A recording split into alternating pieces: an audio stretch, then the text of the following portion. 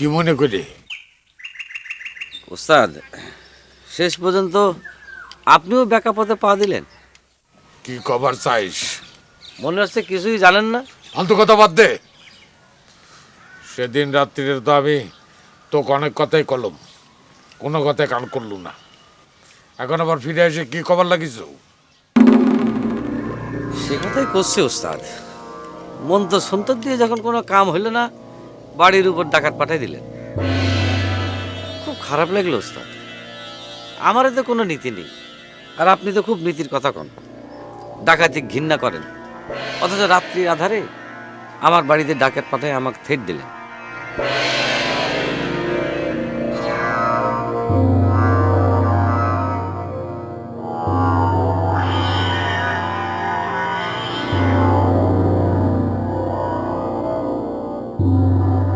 ওই স্যাংরা থাও কোনে? হ্যাঁ, তোমার তো দেখাই পাওয়া যায় না।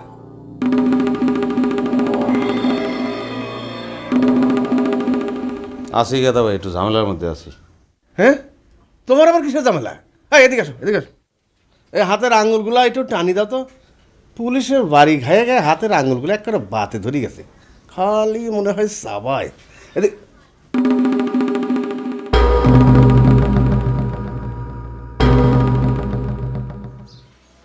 তাহলে এখন কি করবার চাইস?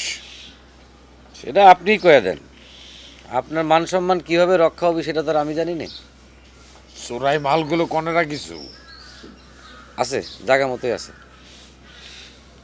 যেইভাবে আনিস ঠিক সেইভাবে পুকুরের উত্তর পাড়ে মাটি খুঁড়ে মালগুলো চাপা দিয়ে রাখে আসবো। তাতে আপনার মন্তরের কি নাম হবে সেটা তো বুঝলাম না। শেষ দিন দিয়ে তোর করা লাগবি না। তোকে যে কথা করছি সেটা করব। কবে করবার চাইস? হ্যাঁ, দেওয়া যখন লাগবেই, দেরি করে আর কি লাভ।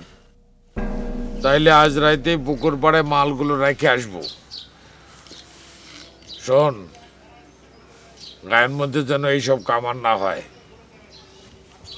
আপনার ক্ষমতা আছে, আপনি সাত গায়ে কারবার চালাবার পারেন, কিন্তু আমার পেটে আপনি লাথি মারলেন কি জন্য সেটা বুঝতে পারলাম না। আমি তো তোকে আগেও বলেছি, আমি চাই না গায়ের মানুষের কোনো ক্ষতি হোক। হ্যাঁ, গায়ের মানুষের উপকার করতে যায় নিজে বউ নিয়ে না খায় থাকি আর কি। ঠিক আছে, কি আর কর। দাঁড়া,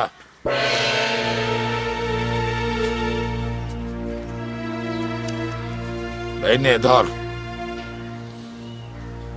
আমি চাই নে তোর মনে কোনো রাগ থাকুক।